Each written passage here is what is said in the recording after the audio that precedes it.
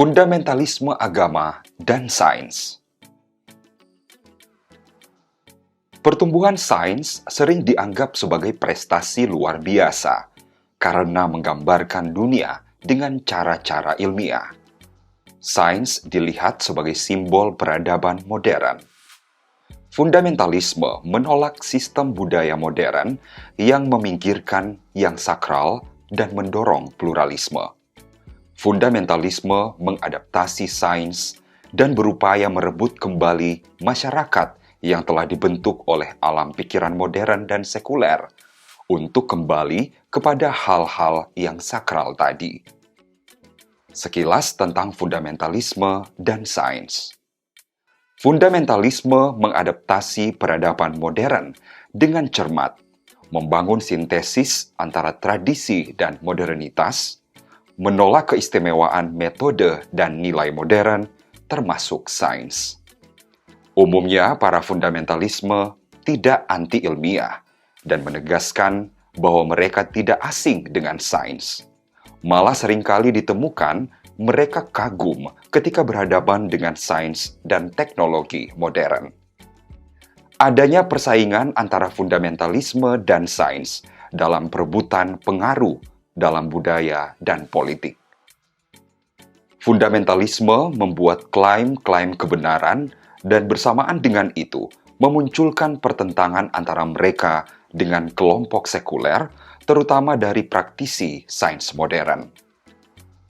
Bagi fundamentalis, pemisahan tegas antara sains dan agama tidak tepat, karena pada dasarnya sains dan agama dirancang Allah untuk menjalin relasi yang harmonis.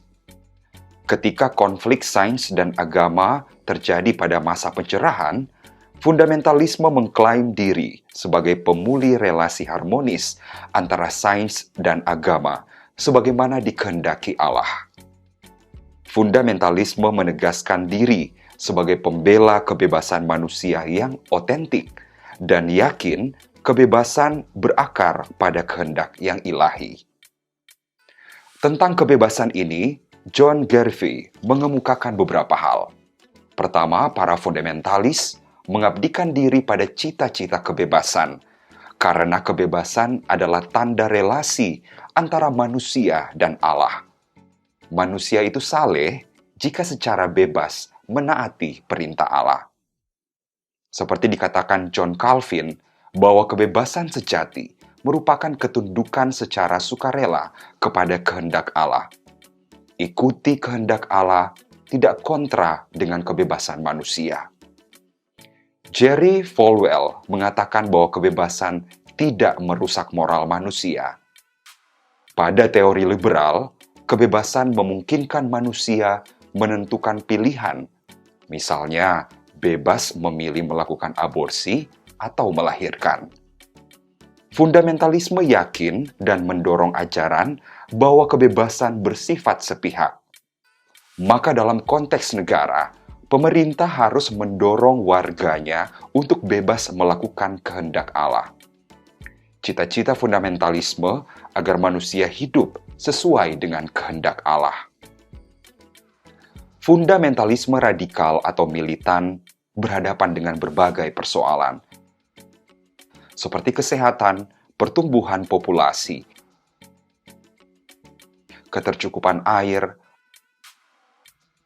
produksi pangan, industri modern, kegiatan perdagangan internasional, keamanan perbatasan, dan pemeliharaan angkatan bersenjata modern. Bagi fundamentalisme, persoalan-persoalan ini hanya dapat diatasi secara efektif melalui sains dan teknologi. Pengaruh kritik fundamentalisme Islam terhadap budaya modern dapat dilihat dari berbagai hal berikut. Basam Tibi dan Said Qutb mengatakan, sains bersumber dari peradaban Islam, yaitu ajaran Al-Quran. Rifa Rafi Al-Tahtawi mengatakan bahwa tindakan mengadaptasi sains adalah tindakan kepemilikan kembali ilmu pengetahuan yang bersumber dari ajaran Islam. Ada syarat-syarat mengadaptasi sains oleh agama. Pertama, sains berdasarkan pedoman ajaran dan kebenaran agama. Kedua, klaim sains diterima sejauh itu sesuai dengan Al-Quran dan hadis Nabi. Ketiga, sains dan teknologi yang diadaptasi dari Barat harus dipisahkan dari sistem nilai budaya Barat yang korup dan sekuler. Herbert Marcuse mengatakan bahwa ia menolak gagasan netralitas sains karena teknologi dasarnya adalah sarana kontrol dan dominasi sosial. Sains tidak memerdekakan manusia karena sains memiliki nilai dan kepentingan tertentu. Menurut Bassam Tibi, proses pembangunan ekonomi di Timur Tengah melalui relasi antara Islam dan sains ditandai dengan adanya fundamentalis yang menggunakan teknologi dan senjata modern. Mereka bersikap pragmatis dengan mengadaptasi teknologi, menangguhkan perintah Islam demi kelangsungan hidup negara. Ayatollah Khomeini di Iran menentang ulama tradisional memilih adaptasi sains agar tidak hidup dalam belenggu padang gurun. Farhan Rajai mengatakan pemanfaatan sains dan teknologi perlu dilakukan, misalnya program KB atau keluarga berencana untuk mengatasi pertumbuhan populasi. Kemunculan fundamentalisme Kristen di Amerika Utara saat sains modern sepenuhnya mapan dan dipraktekkan di mana-mana. Berhadapan dengan itu, fundamentalisme menegaskan keunggulan klaim agama. Pertama, narasi penciptaan dipandang sebagai alternatif teori evolusi biologis. Mereka melarang teori evolusi biologis diajarkan di sekolah. Narasi penciptaan mendapat durasi yang lebih banyak dengan mata pelajaran lain di sekolah. Ajaran kitab suci mengenai penciptaan harus didahulukan daripada teori ilmiah. Mereka mengadaptasi struktur penjelasan secara ilmiah dan menentang teori evolusi biologis berbasis probabilitas yang tidak ilmiah. Karl Popper mengatakan bahwa bentuk baru kritik fundamentalisme terhadap modernitas ialah mengklaim kepemilikan atas sains, menggunakannya untuk melawan teori evolusi biologis. Berikutnya, apa yang menjadi relasi sains dan agama? Sains harus dilihat sebagai pengetahuan instrumental dan tidak punya makna religius. Pemisahan ini menjadi pegangan signifikan bagi sains, agama, dan politik. Bagi sains, kebenaran bersumber dari pengalaman akal budi, bukan wahyu. Pemisahan sains dan agama menguat karena filsafat materialisme pada abad 19. Pemisahan antara yang profan dan yang sakral. Darwin menjadi simbol dari pertempuran ini. Francis Bacon mengatakan, Allah menulis 2 buku, Kitab Suci dan Kitab Alam. Maka Kitab Alam dapat diperiksa melalui studi Kitab Suci. Sosiolog Robert Merton mengatakan ada tumpang tindih antara nilai religius dan praktik ilmiah di abad 19. Misalnya terungkap dalam pandangan Max Weber dalam The Protestant Ethic and Spirit of Capitalism. Tapi di abad 20, hal ini semakin jarang terjadi. Selanjutnya kita akan lihat menguatnya fundamentalisme agama dan sains. Sebagian besar fundamentalis menyetujui kehidupan yang dipengaruhi sains dan teknologi modern. Tafsir literal kitab suci dalam rangka menoleransi sains pada fundamentalisme Yahudi. Menerima sains sebagai metodologi menangani persoalan sosial pada fundamentalisme Islam Yordania. Ada sejumlah catatan mengenai menguatnya fundamentalisme agama. Pertama, pada fundamentalisme Yahudi. Menurut mereka, sains tidak ada gunanya. Mereka menentang penggunaan janin untuk eksperimen medis sebagai upaya tentang gagasan penciptaan. Mereka tidak tertarik berkarir pada bidang ilmu-ilmu teoritis, sehingga sekolah berbasis religius tidak mengajarkan sains dan fokus pada yang sakral, bukan yang profan. Terjadi diferensiasi gender. Perempuan menempuh pendidikan sekuler, karena hak pendidikan formal, yaitu belajar Taurat, hanya ada pada laki-laki. Lalu pada fundamentalisme Islam, pertumbuhan dan perkembangan sains di negara-negara Islam sangat lemah. Dominasi wacana intelektual di dunia Islam oleh modernis fundamentalis menyebabkan kegiatan ilmiah menjadi melemah. Ada warna-warni fundamentalisme agama dan sains mulai era tahun 1970.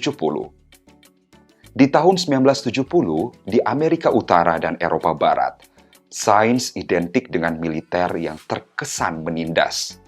Objektivitas ilmiah ditolak, dan kemunculan Marcuse dan kawan-kawan yang mengkritik dominasi sains dan teknologi.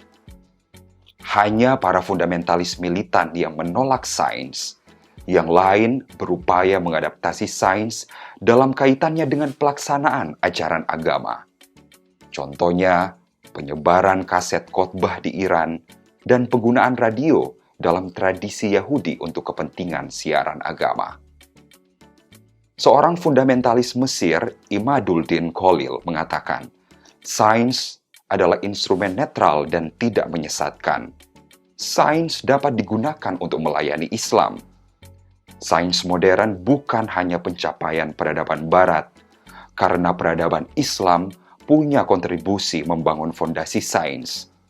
Islam bukan sekedar inkubator pengetahuan Yunani, tetapi kontributor penting bagi sains. Fundamentalisme mendapatkan pembenaran melalui landasan sejarah yang kuat dalam mengadaptasi sains dan teknologi. Abdul Karim Soros atas pembenaran ini menegaskan sains harus dipertahankan. Negara tidak boleh menghalangi perkembangan sains. Negara dan sains pada dasarnya mempunyai kaitan yang erat. Negara Islam menghadapi dua tuntutan, yaitu komitmen religius dan kehidupan modern. Kemajuan negara identik dengan penggunaan sains, seperti partisipasi perempuan dalam televisi atau radio, penggunaan metode keluarga berencana untuk mengendalikan kelahiran, penggunaan mayat dalam pelatihan medis yang akan menghasilkan dokter Islam yang benar-benar terlatih. Sebagai kesimpulan, bahwa peradaban modern ditandai dengan berkembangnya sains serta teknologi. Bagi fundamentalis, sains dan teknologi meminggirkan yang sakral serta memicu pluralisme. Kebutuhan menuntut para fundamentalis mengadaptasi sains serta teknologi. Dibuatlah sintesis antara modernitas, yaitu sains dan teknologi, dan tradisi atau agama. Membuat pemisahan tegas antara sains dan agama pada dasarnya tidak tepat dan tidak memicu kemajuan sebuah negara atau komunitas. Demikian presentasi kami. Terima kasih atas perhatian.